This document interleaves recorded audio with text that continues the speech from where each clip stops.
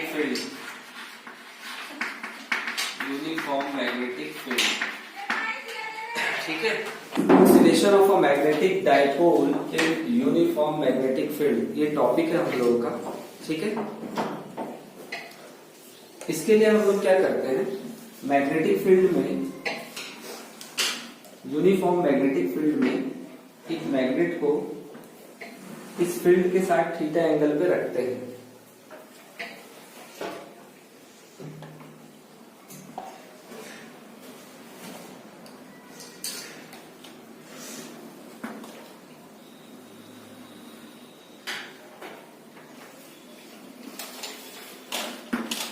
ये magnetic field के साथ थीटा एंगल पे ये मैग्नेट रखा हुआ है, ठीक है।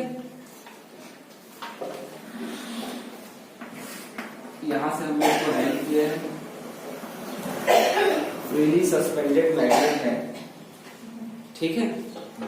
ये एंगल क्या बना रहा है, थीटा। किसके साथ बना रहा है, मैग्नेटिक फील्ड के साथ। ये एक्सिस है मैग्नेट का और ये सेंटर होगा इसका। इसके दो पोल हैं, नॉर्थ और साउथ पोल, ठीक है। अच्छा, इसके बाद देखिए इसमें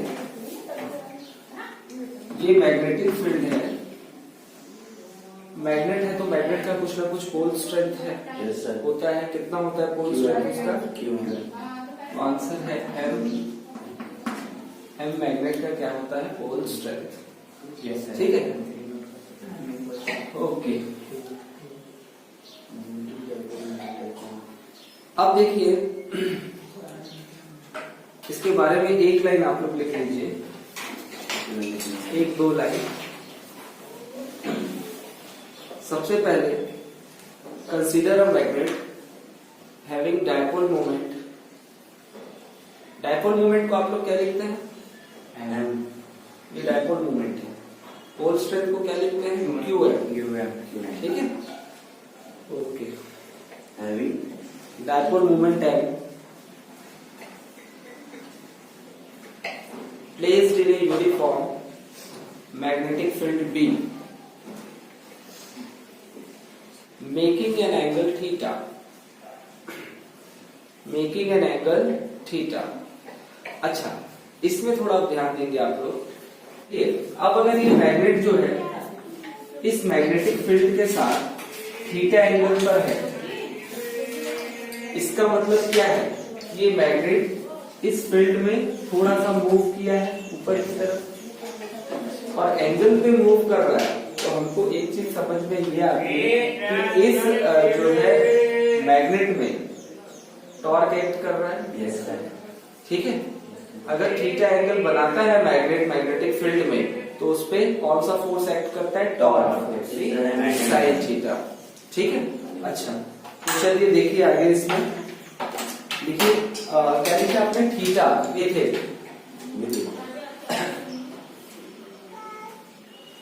the torque acting on the magnetic, the torque acting on the tau is equals to M B sine theta, tau is equals to M B. क्या इस मैग्नेट के पास इनर्शिया है, तो इनर्शिया किस वजह से आता है, तो हमने देखा था इनर्शिया अगर कोई ऑब्जेक्ट ऑक्सिलेटरी मोशन करता है, ठीक है, तो उसके पास मोशन के कारण इनर्शिया आ जाता है। किसके कारण आ जाता है ना। जैसे हमने बोला था कि एक सिंपल पेंडुलम है, उसको हम इस तरीके से उठाते हैं और छोड़ते हैं, तो ये पेंडुलम रहना कहाँ चाहता है, ये मीन पोजीशन पे रहना चाहता है, लेकिन वो मीन पोजीशन पे रुक क्यों नहीं पाता, क्योंकि जब वो यहाँ से यहाँ तक आएगा तो इस जगह पे इसके पास potential energy maximum, kinetic energy zero. लेकिन जब वो यहाँ से ऐसा चलना स्टार्ट करेगा तो पोटेंशियल एनर्जी जीरो और काइनेटिक एनर्जी मैक्सिमम।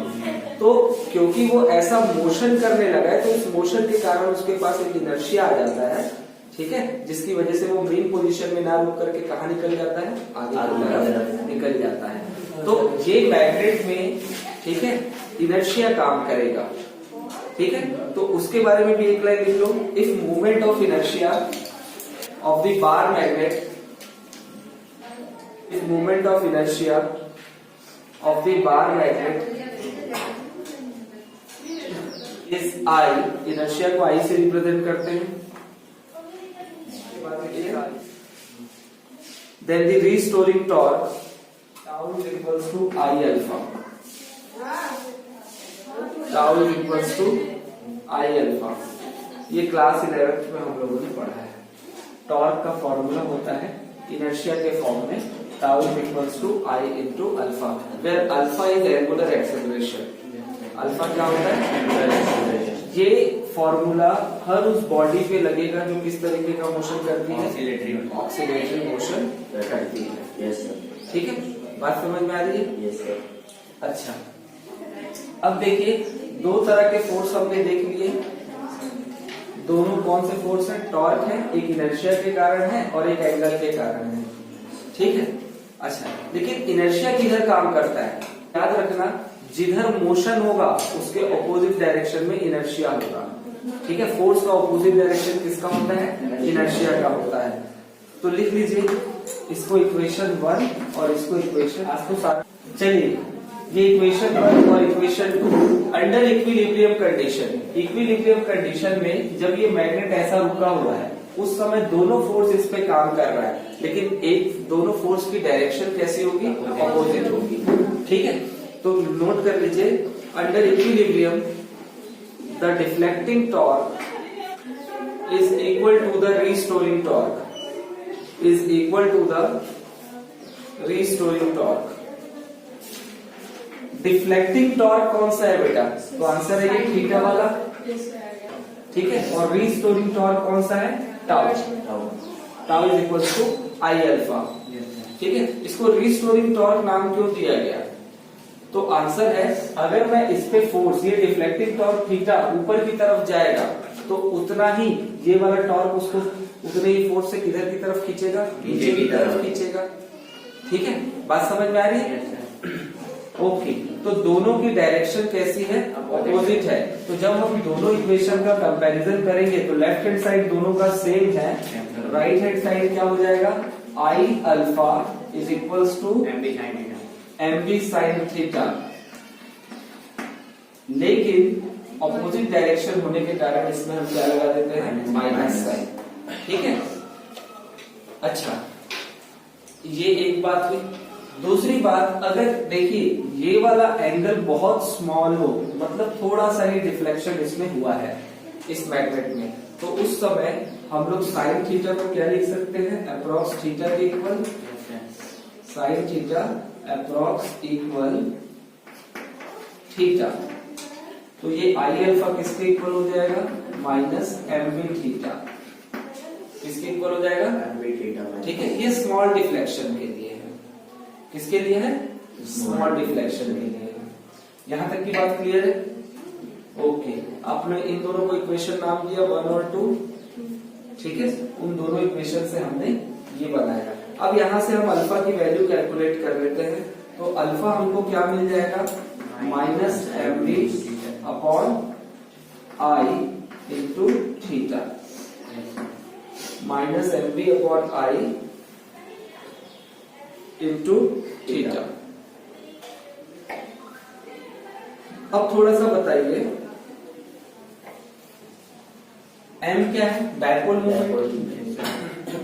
इस यूनिफॉर्म मैग्नेटिक फील्ड में मैग्नेट का डायपोल मोमेंट नहीं बदलेगा, डायपोल मोमेंट नहीं बदलेगा, तो वो कैसी क्वांटिटी हो गई? कांस्टेंट। बी क्या है? मैग्नेटिक फील्ड, वो भी कांस्टेंट रहेगी। आई क्या है? Moment of inertia. ठीक है। अच्छा, इनर्शिया क्या होता है? किसी भी मैग्नेट का इनर्शिया क्या होता है? तो आंसर है किसी भी मैग्नेट की लेंथ, ब्रेथ, हाइट जो होती है, ठीक है, उसे ही हम लोग मैग्नेट का इनर्शिया बोलते हैं। ठीक है, बात समझ में आ रही है? तो अगर मैं कहूं कि मैग्नेट अभी इस लोकेशन पे है तो इसका इनर्शिया मतलब लेंथ और ब्रेथ इसकी 5 और 3 है। जब वो और ज्यादा डिफ्लेक्ट हो जाएगा तो क्या इसकी लेंथ ब्रेथ बदल जाएगी? नहीं बदलेगी। तो इनर्शिया भी कैसी क्वांटिटी होगी? कांस्टेंट होगी। तो ये तीनों कांस्टेंट क्वांटिटी होगी और इस कांस्टेंट को हम लोग किसके इक्वल लिख लेते हैं? म्यू के। इन तीनों म्यू की जगह पे हम क्या लिखेंगे, म्यू। ठीक है, तो alpha is equals to minus mu into theta, minus mu into theta. लिख लेना बाजू में, where mu is equals to M B upon I constant, where mu is equals to mb upon I constant।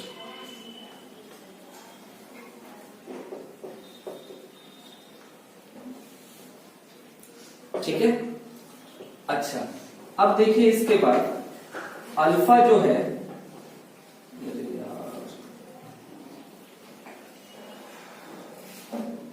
Alpha देखिए अगर मैं इस constant को हटाऊंगा तो इक्वल की जगह कौन सा साइन लेना पड़ेगा, डायरेक्टली प्रोपोर्शनल।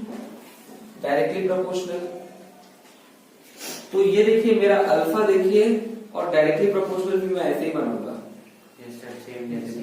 ठीक है, तो आप लोग कंफ्यूज मत होना, या तो फिर आप लोग अल्फा कुछ अलग बना लीजिए, इस तरीके से बना लीजिए अल्फा को, ए जैसे का भी बनता है ऐसे। जी सर। ठीक है, directly proportional theta minus theta. जी सर। ठीक है, तो आप लोग अगर इसको ऐसा बना रहे हैं तो सबको ऐसा बनाएं। अल्फा क्या होता है, एंगुलर एक्सेलरेशन। Yes sir. ठीक है, अच्छा एक्सेलरेशन की डायरेक्शन और एंगल की डायरेक्शन, किसकी डायरेक्शन, डिफ्लेक्शन की डायरेक्शन। Yes sir. देखिए दोनों के बीच में कौन सा साइन है, नेगेटिव साइन। Negative sign. जी सर। मतलब दोनों की डायरेक्शन कैसी होती है, अपोजिट। अपोजिट पेंडुलम है, यस इस तरीके से। इसका ऑक्सीलेशन ऐसा होता है। ठीक है, अगर इस पेंडुलम के मोशन की डायरेक्शन इधर है, यहां से जब ये बॉब इधर की तरफ जा रहा है तो क्या इसकी वेलोसिटी इस डायरेक्शन में इंक्रीज हो रही है या डिक्रीज हो रही है, डिक्रीज हो रही है। यहाँ पे v0, यस सर। यहाँ पे v0, yes sir. Potential energy maximum, maximum. Kinetic energy zero. Kinetic energy minimum, yes sir. Minimum. Kinetic energy minimum, yes sir. Potential energy maximum. तो काइनेटिक एनर्जी कहाँ मैक्सिमम है, आंसर है यहाँ maximum. Yes sir. Kinetic energy maximum. ठीक है,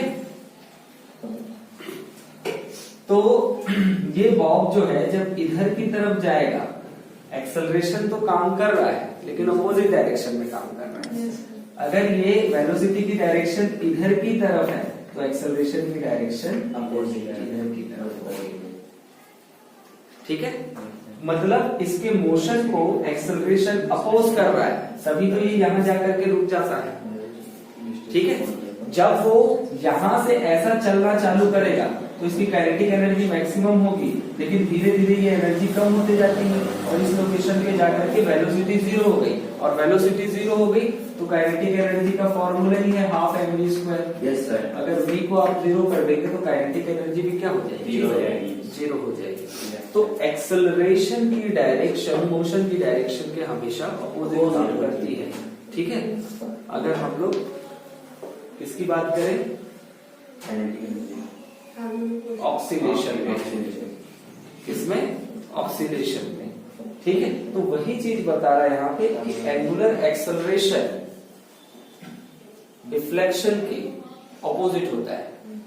ठीक है, अच्छा अब बोलोगे कि सर यहाँ पे कहाँ एंगल बन रहा है, बन रहा है क्या कोई एंगल, जीरो से यहां तक 90 डिग्री। कितना, 90 डिग्री। फिर यहाँ आए 180 सर। 180, yes sir. यहाँ तक आए 270। फिर यहाँ आए 360 डिग्री। तो एक कंप्लीट इस तरीके का मोशन हो रहा है। 0, 90, 180, 270 और 360। तो अब थोड़ा सा इसको इसके साथ रिलेट करिए और देखिए क्या ये सही है जो हमने फॉर्मूला अभी बनाया है इसका। क्या ये इसको ये डायग्राम वेरीफाई कर सकता है? देखिए जब एक्सेलरेशन की डायरेक्शन इधर होगी, ध्यान से सुनिए, तो एंगल बढ़ किधर की तरफ रहा है? आगे की तरफ है, इधर की तरफ बढ़ रहा है, ठीक है। और जब एक्सेलरेशन की डायरेक्शन इधर जाएगा तो किधर होगी? इधर की तरफ, ठीक है। तो एंगल बढ़ेगा किधर? ऑपोजिट डायरेक्शन, ठीक है। तो हम लोग क्या बोल सकते हैं कि दोनों की डायरेक्शन कैसी होनी चाहिए? ऑपोजिट होनी चाहिए, ठीक है, जो हमको फॉर्मूले में मिला। ये बात समझ में आ रही है कि नहीं आ रही है? और ये भी बात याद रखेंगे, ये फॉर्मूला कहां से आया है? ये क्लास 11 का फॉर्मूला है, ठीक है। यहाँ तक किसी को कुछ भी डाउट है पूछ लो एक बार, हम लोग आगे बढ़ेंगे। आगे इसके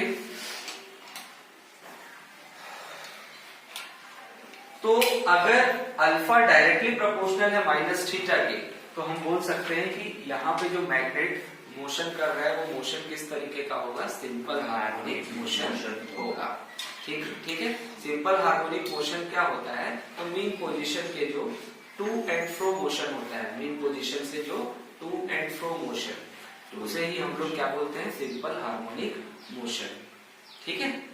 पार्टिकल मीन पोजीशन से ऊपर और नीचे जो मोशन करेगा इस तरीके से, उसे ही हम लोग कौन सा मोशन बोलेंगे?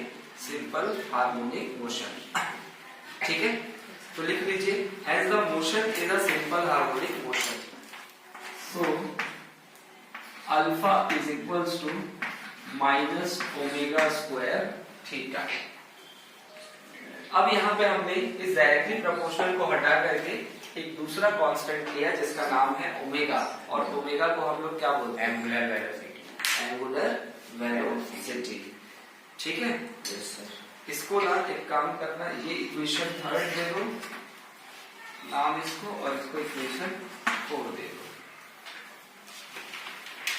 क्योंकि एक एंगल में एक्सेलरेशन हो रहा है तो हम कहेंगे कि जो यहाँ पे मैग्नेट है वो किस तरह की वेलोसिटी है उसके पास? तो एंगुलर वेलोसिटी है, ठीक है। अगर एक लाइन में होता यही काम तो वो हम लोग बोलते कि यहाँ पे कांस्टेंट लीनियर वेलोसिटी होगी, v।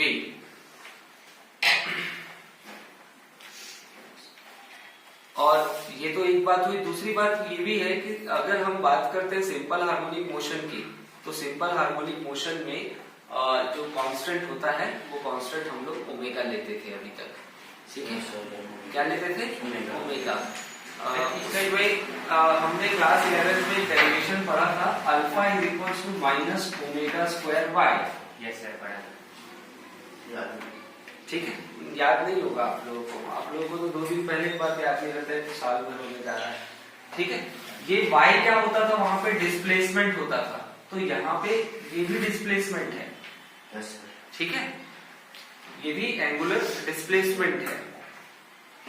इस y को यहाँ पे हम लोग y इसलिए लेते थे क्योंकि वहां पे हम लोग 2 तरह का मोशन देखते थे, लीनियर प्लस एंगुलर, 2 तरह का मोशन होता था। मैंने बताया था ना कि एक सर्कल में भी मोशन करता है पार्टिकल इस तरीके से,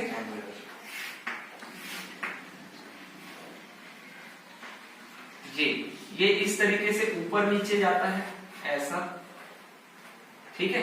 तो ये ऐसा जाएगा यहां तक, उसके बाद इस तरीके से ये घूम जाएगा, फिर ये मोशन करेगा ऊपर और नीचे। तो ये लीनियर मोशन कर रहा है और इधर की तरफ एंगुलर मोशन कर रहा है। मतलब पार्टिकल के अगर 2 पॉइंट्स है हेड और टेल, तो हेड एंगुलर मोशन करता है और टेल इसका लीनियर मोशन करता है, ठीक है। सिंपल हार्मोनिक मोशन में इस तरीके का होता है। तो चलिए, अभी तो हमको सिर्फ काम इससे है, alpha is equals to minus omega square theta, ठीक है। अच्छा, अब इसके बाद देखिए इक्वेशन 3 और 4, ये 3 है और वो ठीक है, अल्फा की जगह हम लोग क्या पुट कर सकते हैं? Minus M B upon I theta. Minus M B upon I theta yes sir. From equation 3 and 4 yes minus M B upon I is equal to minus इसके साथ भी थीटा है, यस सर है। तो ये इनटू में theta, theta और theta cancel हो गया। माइनस लगाएगा अच्छा हाँ, इसमें भी माइनस है, तो ये माइनस और माइनस कैंसिल हो गया। ओमेगा स्क्वायर किसके इक्वल मिल गया? M B upon I. तो ओमेगा किसके इक्वल मिल जाएगा? M B upon I. M B upon आई।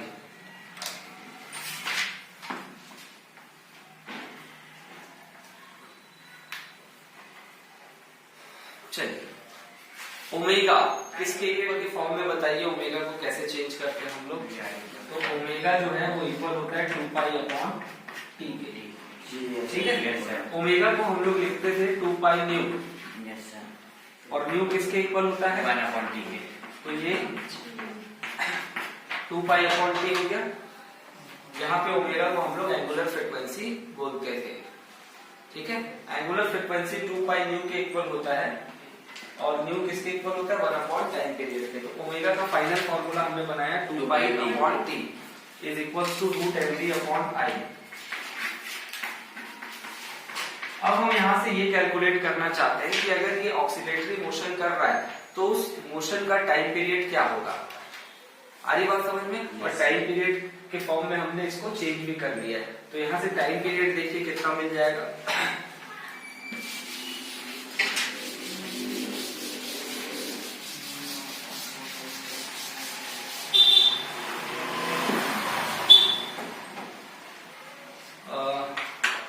सबसे पहले टी को ऊपर ले जाओ, तो 2 पाई अपॉन टी है, इसको मैं टी अपॉन 2 पाई करूं तो ये भी चेंज हो जाएगा। Yes sir. I upon M B. M B हो गया। 2 पाई को इधर ट्रांसफर कर दो, तो T is equals to 2 pi I upon M B.